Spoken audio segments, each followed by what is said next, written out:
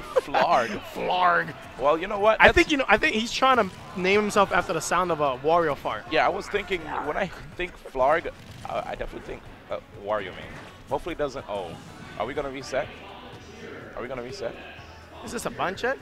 I sure hope so. All right, Mr. E's such a good guy. But this wasn't an intended button check. Is that the context? I feel like it wasn't, because like he looked at Mr. E and he was like, "Hey man, this thing happened," and Mr. E was like, okay." How do you feel about the guys or gals that go like, nah, we're playing this out? Like, how do you feel about that? Because like it's like within their right to do it. Yeah. But it's one of those things where it's just like, even though you can, should you? You know what I mean? Do you feel like it's cool, or like if someone does it to you, would you feel like, oh, my man is doing me dirty? You know what? Probably somebody went on his tag and changed it. Maybe, because that does happen at tournaments, where people go to the most recent tag that was made, and then they'll just like change it. Which is weird practice that I don't employ personally. Yeah, that's probably the worst. I'm just trying to give him the benefit of the doubt. I might be wrong. Word.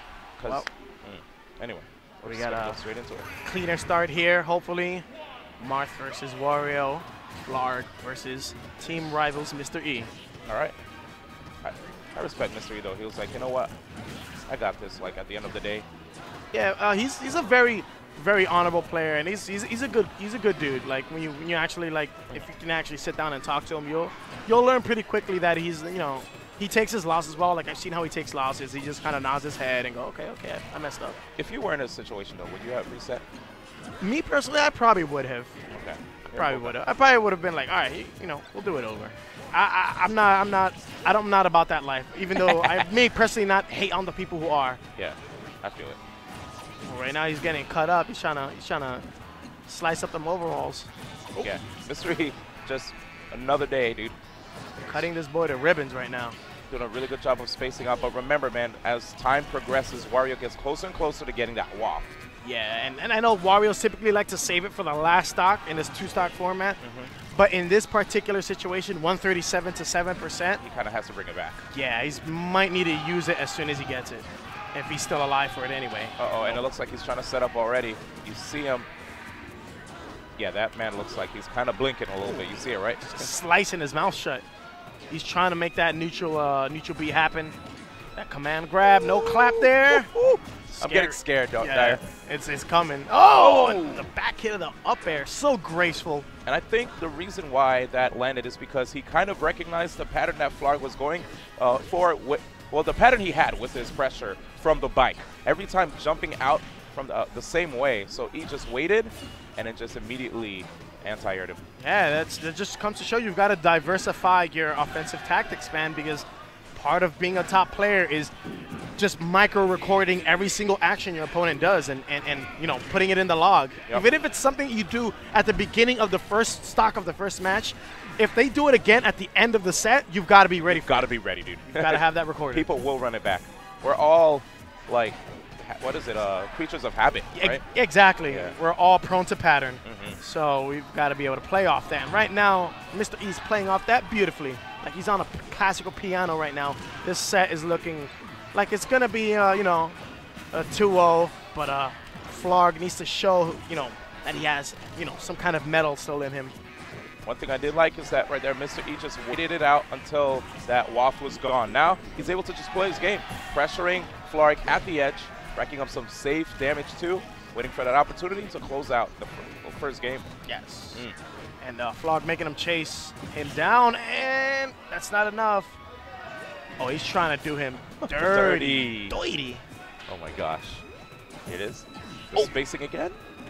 Nice pivot grab from deep, and the back air does it. Not too sure if that was a tipper because, you know, all that machinery was in the way. But what matters is that he got the kill. Whew. What a beautiful play right there from Mr. E. Managed to keep all of his stocks right there. And Flarg kind of digging deep, looking, probably like deliberating, wondering what he needs to do going into the second game. Looking at his Wario play, do you feel like, what do you feel he needs to like change up in order to be able to get closer to Mr. E and not get walled out as much? Very simple change. It's a very simple change, but it's still the hardest change he would need to make. Okay. he needs to perfect shield. Yep. The thing about sword characters that you have to understand is that they are highly susceptible to perfect shields because they're, for the most part, all very like single strike. Oh, what a quick gimp at 0%. Mr. E making just solid work out of this man. This is not looking very good for Flarg right now. Yep, Mr. E definitely not gonna restart here, man. He's like, that's not. Oh no. Okay, I thought that was another one. Is he gonna get a perfect round? Is this possible? Are we gonna witness this? No JB3s. No JB3s. Oh. Okay. No. Sorry. Had a jinx. Yeah, my bad.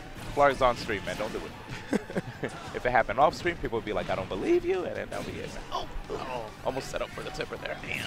Oh, nice. Good tech there. So much pressure right here from E. Oh, neutral B would have been a good option there. Oh, trying to spike him. Did he perfect pivot into position for that? He kind of did, right? I believe so. It's like he moves so fast with Marth. That was definitely a perfect pivot there. Mr. E. His movements are just a blur right now. Oh, did you see that sudden step? That kind of, yeah, it was like a fake almost, right? He's like, I'm dashing forward. He hit him with that. He hit him with that and one. That street ball cross up. He's like, oh, where am I going? That's Put the so ball in cool. his shirt, span it around. I love that, dude, because it kind of like it incites fear from the opponent, right? You're afraid. Uh-oh, this is it. Is he gonna throw the bike on him? Dang. Oh, he used the far up to actually help recover. Back air, a little bit of damage here. Up smash. Flarg! Up tilt works. He's playing his game now, but All right there, should have been ready for a swing from me. Oh no, he's trying to tell him that his shoes are untied. That's not enough. Oh, sour spot. I feel like up throw should work in this situation, but right there, the bite catching you off guard. And there we go, the graduation cap toss. See you later. Seals the set. 2-0 victory right there, Mr. E with rep and team rival Flarg. Not too bad. Yeah. You know, but it's just as you said. You know, another day for Mr. E here. Yeah. He's got his eyes set on the stronger opponents in his wake. So we'll see how he fares later on. Oh, look who we have walking up. Oh, one of the sickest Sonics. Let's go. She's back at it again. Bot Empires. Supergirl Kells. Woo. And she is everything that name entails. Definitely a Supergirl. Hot streak in it with Sonic. Honestly, I have to say, her movement with Sonic is, I think, the movement that impresses me the most for Sonic players. You know, you could talk about the general thing, like who's just your favorite Sonic player, period. But as far as movement goes, I just